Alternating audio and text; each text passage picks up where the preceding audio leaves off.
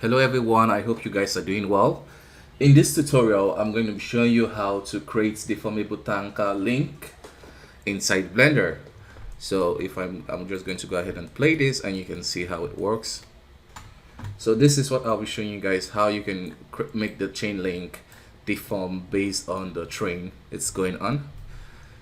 So this method is not for all case scenario, especially when the train is becoming more complex or very noisy. But stuff like this, it works great. And the methods you'll be learning from this particular video is also going to assist you with creating other projects that require object moving on trains, like car tires, also creating boats on top of water or ship on top of water, or having objects just float. So this method is going to really is going to be quite helpful to you. So before we continue, let's just examine the rig and see what's going on here before we go ahead to create ours. So I'm going to make this a textured object.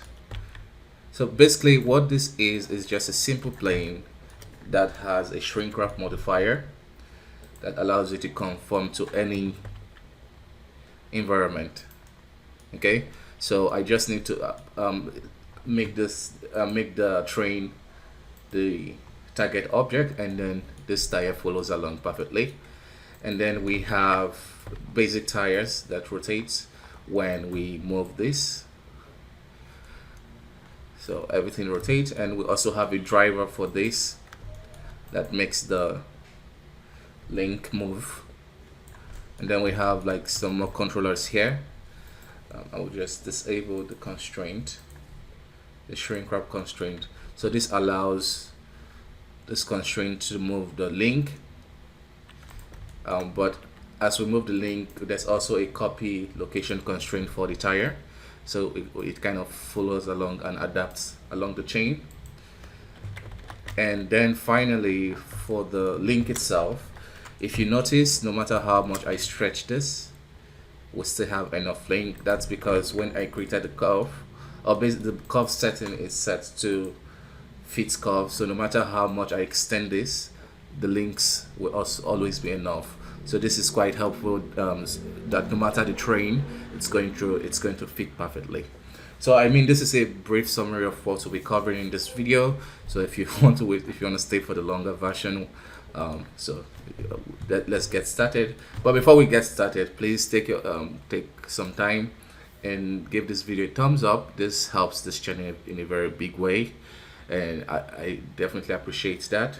And also, this is going to allow YouTube to recommend this kind of videos for other Blender users. And if you wish to see more from me, always hit the subscribe button. Yeah, so let's get started. I am going to open the new Blender file. Okay, so this blend file will be provided for you in the link. You can check it out for yourself, so that you don't have to start from scratch and you can just follow along with this tutorial with what we already have. Okay, so what we are going to create first is the rig, the armature rig. We're going to add that and kind of parents all these tires. Okay, so as you can see, this is a whole object, and the way we have to do it is we're going to have add individual bones so that it fits perfectly. So let's do that. I am going to go to add and make sure the cursor is somewhere I can see it. I'm going to add an armature single bone. Okay, just some quick personal setting which I enjoy. I'm going to go to the visibility and make this in front so I can see through it, and also change it to wired. So I love it looking like this. Okay, so next we just need to place this at the center point of the bone of the tires. So let me just experiment with something. I'll use snapping, and let me try placing it here if it works. Okay, so the fastest way you can do it is jump into edit mode. If you hit the L key for island, it allows you to like select a separate object, and you can do Shift S, cursor to selected, and then we go back to the edit mode of this, and then just scale X0. just going to delete it and add a new bone. So it's going to be added where the cursor is placed. So this is basically what we're going to do. So we'll go here, select this, Shift S, cursor to selected, and back to the edit mode, Shift D, selected to cursor. Okay, so once you've added all the bones with the method which I just showed you, now we'll go back into the edit mode of the bone, which you can switch from here. Okay, so I'm going to select this particular bone and do Ctrl I. It's going to invert all the selections, and then I'll shift select this and hit Ctrl P. Keep offset, so this is important. If you select connected, they're going to be connected to it, which is not what we want. So we want to do keep offset. So now if we move this, all the bones follow along, and that's what we want. Okay. Next, let's actually make the object follow the armature itself. So what we're doing is selecting this object, shift selecting the bone, and press Ctrl P. And instead of the normal with automatic weight, what we want to do is select with empty groups. Okay, this is going to add the modifier. Okay, it's also going to create the vertex group, which is what we want. But the vertex group, or what's unique with this, is that all the vertex group are empty, so we have to fill it in ourselves. So to fill it in ourselves with data, so we select the armature, shift select the object, and go into weight paint. Okay, so now we'll select this, and instead of tediously painting it ourselves, we can just jump into edit mode. And same thing, if we use L for island, we can hit assign, and it's going to assign to that particular bone. So let's repeat it for 2 more. So we're going to select this, jump into edit mode, select this by hitting L, assign, and we have that assigned. So let's do this 1 more. So select the bone first, shift select this, hit assign, and that is assigned. So I'm going to do the rest now. So I've gone ahead to do for the rest now, and once we move this, we can see everything is following along. And the reason I like this method rather than separating it into individual objects is that it's just cleaner, and you have less objects in the scene. So this is why you use this method. So you can use any other method by separating these objects. That totally works, as long as you can parent all of them to one source that you can move it. So okay, so let's go into the next stage. The next stage is we want, when we move this tire or rotate. Okay, so the way we'll be doing that is using a constraint called the transformation constraint. So this is one of Blender most robust constraint, and once you get a hand of it, yeah, it's pretty awesome. So a quick way to add constraints in Blender is you select a source object. Okay, let's use influence and influencer. So if you get an influencer, which is this big bone, and an influence or influencee, I don't know. So if you select it and you do Ctrl Shift C, you will get this nice menu. Note this menu only works in pose mode when you're working with armature. If you do it with object, it would not work. It only works with bones. I mean, it makes sense since bones tend to be more random compared to object, that you can simply select. Okay, so let's do that now. Ctrl Shift C, copy, we want to select the transformation constraint, this one. Okay, so once you do that, you'll see this turns a darker green, something like that. And we go to the constraint tab to set it up. So this is the menu here, and this is how it looks. So first thing you want to do is extrapolate. Basically what this means is you just want this to keep repeating. You don't want it to just happen one time and stop. So this is basically like a loop system if you wanted the settings to keep going, so you just enable that. For the target and owner, basically I think that should be the right word. Instead of influencer or influence, it should be like target and owner. So this is the target and this is the owner. Yeah, okay, anyways, so for the target, you want to make sure this is local space. So basically when you're working with armature, it works in local space. So one way you can we'll talk about that later, but basically you want to make sure it's always local space when you're working with armature. Okay, so we have map from and map to. Map from is basically the command, and map to is the execution. So what is the command we want for this particular action? So I want, when I move this in this direction, we have a rotation from here. Okay, so now let's determine the right axis where this is moving back and forth from. So the way you can determine that is you want to switch this from global to local, because we're working in armature and it works with locals orientation. Okay, so once you switch that, you can see this switches, and then you can use this gizmo to kind of eyeball it. So we can see the blue line is facing this direction, so we know this is the Z axis. Okay, so now the command is, when we move on the Z axis, negative or positive, then we should get a rotation. So we want to indicate that here. Okay, so we're going to do negative 1 1. So this is negative when it's moving in the negative direction, and when it's basically if it's moving backwards, and when it's moving forward. Okay, and then we have map to. This is the execution of that command. So this is what's going to happen. So we want to tell it it's the rotation execution we want. So we want it to just rotate like 360, positive and negative. So let's determine the direction we want it to rotate to or from. Okay, so we have this to set in local, which is what we need it to be, and also I'm going to switch this to rotate. Okay, so we can see if we rotate in this direction, this is the x-axis. Okay, so that's what we want. It's going to be rotating on the x-axis, and we need to indicate that. So we'll set this to negative 360 and 360. Okay, so now if we move this, we can see it's not working. So we just need to play with something. So for this x-source, we want to switch this to z, and it should work.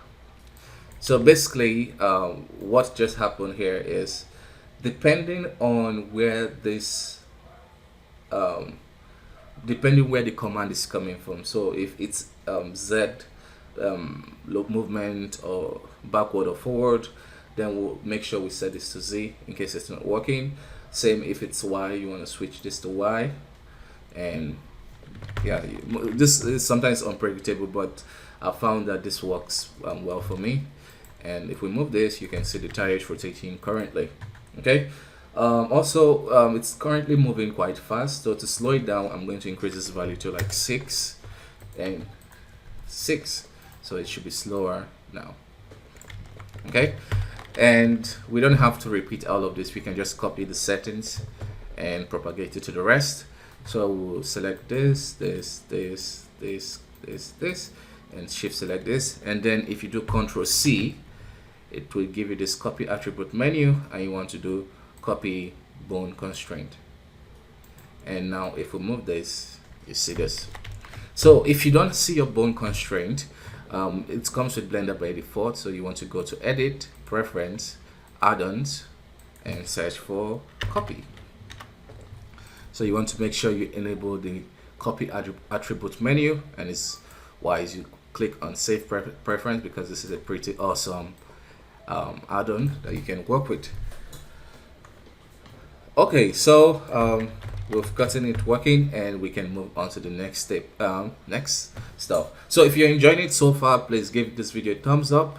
Like I said, it will go a very long way in helping this channel. So for the next part, we'll be creating the links. So for the links, we'll be using the path object. So let's go to curve path object. Okay, so I'm going to jump into edit mode and delete all of this. So we will not just be drawing it, we'll have a purpose to the way we're going to draw this part object. So usually you might want to just go ahead and just randomly place it like this, so you get something looking like a chain, like a link. But for this particular method, it will not work. You need to be more precise in what you're doing. So I'm going to hide this for now.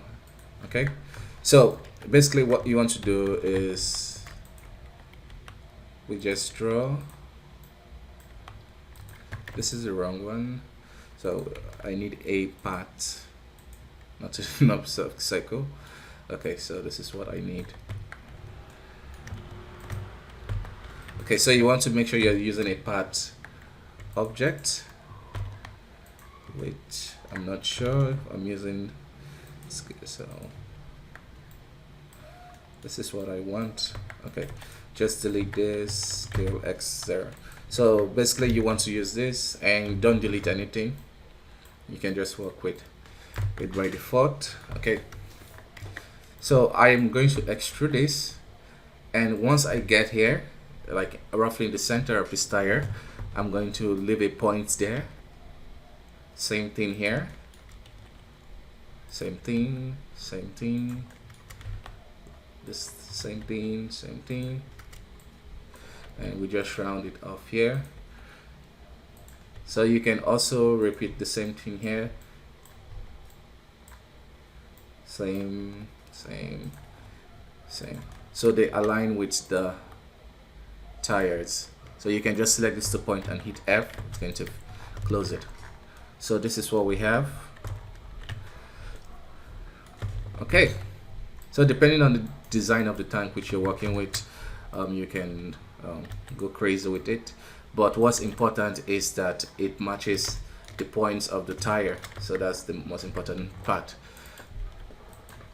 Okay, so now let's create the object link itself. So I'm just going to use a simple cube to do that. Just scale it. I'll isolate this. So I did the isolation by hitting the slash key. Just scale it like this. Okay, and apply the rotation and scale. You want to go to, for applying rotation and scale, you want to go to object.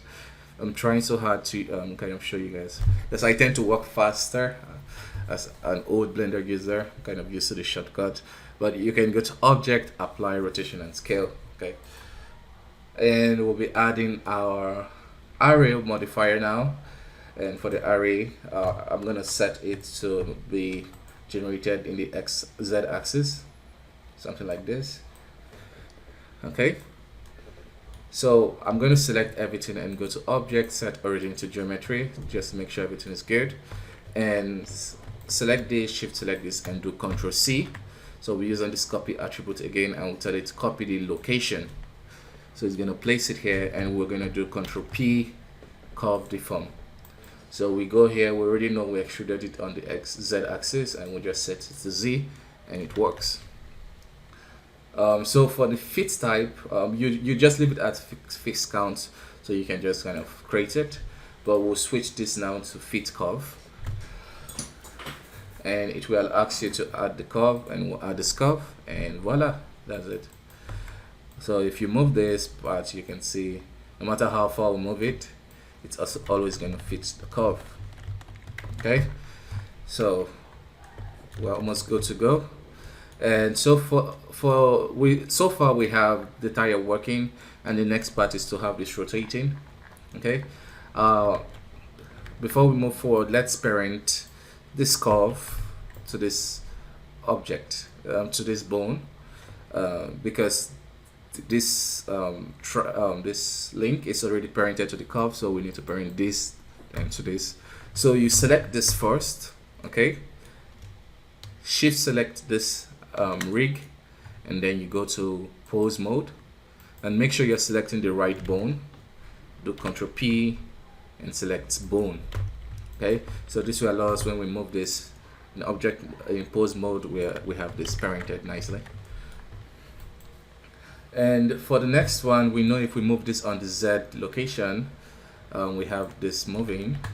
So we want to go to right click and do add driver. Okay, so if you right click here and do open driver editor, it's cool. And Blender has a new feature that you can select this viewport and this still stays on top, which is pretty awesome.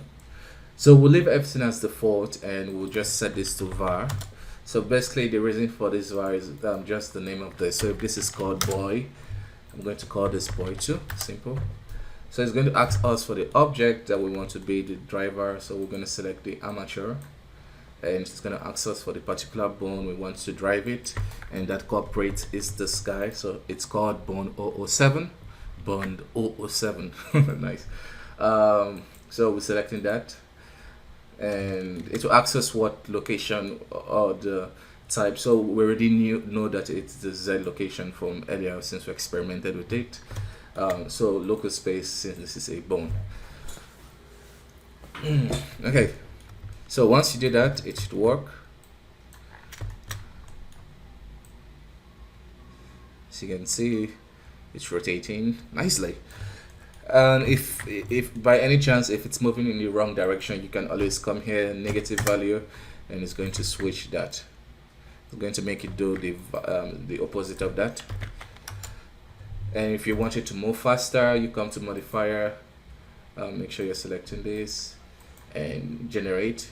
If you increase this value to move faster, if you want it to move slower, you just set it back to 1 or a lower value. Okay, so we're making great progress and we're almost coming to the final lap of this tutorial. So for the next part is we'll be adding the controls and basically deforming everything. Okay, so for that I'm going to just hide this for now by hitting H. Okay, so I'm just gonna select these bones, okay, and duplicate it and just move it downwards to match the alignment of the curve. So it's copying everything including the constraint, which we don't need, so we can just quickly go ahead and remove all of that. I mean, this is the boring part. You're just deleting constraint. I mean, it's worth it. Okay, so once you're done with that, you're good to go. So for this next step, we need to enable an old feature in Blender, which is lock object mode. So what this allows you to do is kind of jump in and out of mode quickly. So you can jump from pose mode into object mode and vice versa. So this is a bit weird, especially if you're animating, but for this particular process it's quite awesome. Okay, so I'm going to select this particular bone, okay, and holding down shift, this is important, I'm going to select this curve and then go into edit mode. Okay, then I'm going to select the point just right under the bone, and then I'm going to hit Ctrl H, hook to selected object bone. So once I do that and I move this, you can see this bone is controlling it. So let's do that one more time or two more time. Okay, so I will select this bone, holding down shift, I'm going to select this curve, I'm going to go into edit mode. That's the curve edit mode, and I'm going to select this point. Make sure you deselect other points. I'm going to select this point and Ctrl H, object selected, hook to selected object node, bone. Okay, so I'm going to do this one again. So same thing, this, and do this. I mean, you guys can watch. Do this. It's quite fast once you get a hang of it. Okay, so that's that, and we have all of this connected, and we can go ahead and unhide this. Now I'm going to turn on this lock object mode. Okay, so now we cannot switch any other mode because we have it enabled. So this is what we have currently. Okay, for the final step, basically it's just adding constraint. the constraint we'll be adding is a copy location constraint. So same the thing I showed you earlier about quickly applying constraint. You select this, shift select this, Control Shift C, copy location, and we'll just set this to local space, local space. Same thing, local space, local space.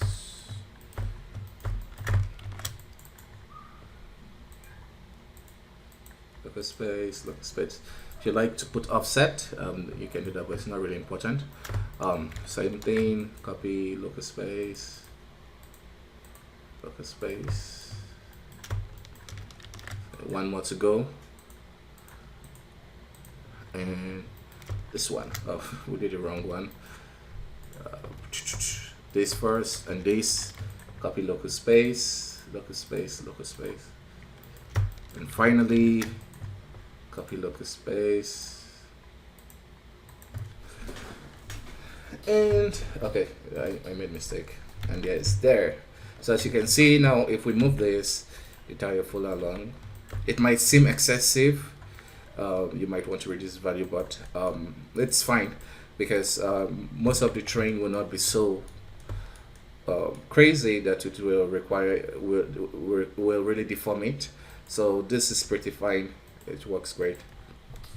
Okay, so we're almost done now, and for the final Chevron Sean, we want to go ahead and add a plane, but we need to make sure the plane is kind of ground level with this chain. So a quick way to do that is select just 3 of these and do cursor to selected, or better still, just select the tip, cursor to selected, and we go ahead and add the plane. So if you have 2 tires, you can use one plane to kind of deform them, but I have one, so I'm just gonna use it, and just subdivide this. Just gonna add edge loops. So depending on how rough your terrain is, you can supplement it later with subdivisions, but this is a great start. Okay, so now we'll go back into pose mode, selecting this. We're going to add a constraint, so we're not in any modifier, we're in a constraint, and we're adding a shrink wrap constraint. The target is going to be this plane. So because we have the plane aligned rightly, we don't notice it, but it has already taken effect. Okay, so we don't have to repeat that again. We can just copy this, select all this bone, shift select this, Ctrl C, copy selected constraint, shrink wrap, and that's that. Okay, and now you can bring out your ground plane. So make sure the ground plane is also parented to this object. So I'm going to do this bone. We can move this upwards, something like this. Okay, and we'll select this plane and do a shrink wrap. As you can see, it conformed neatly. And now we can move this, and it works. So we can just basically insert keyframe here in the first frame, and here.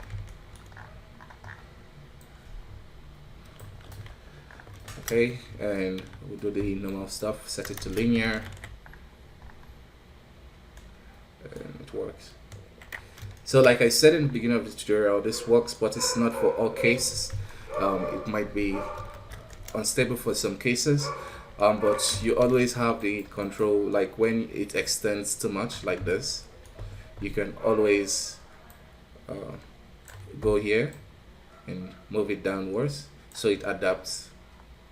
Okay, and inside that keyframe, so it feels stretchy, which is also fun. And yeah, that's it, guys. This is basically how I created that, and you can just have fun with it. You can play with the train. It's just going to adapt in real time, so we can experiment with that.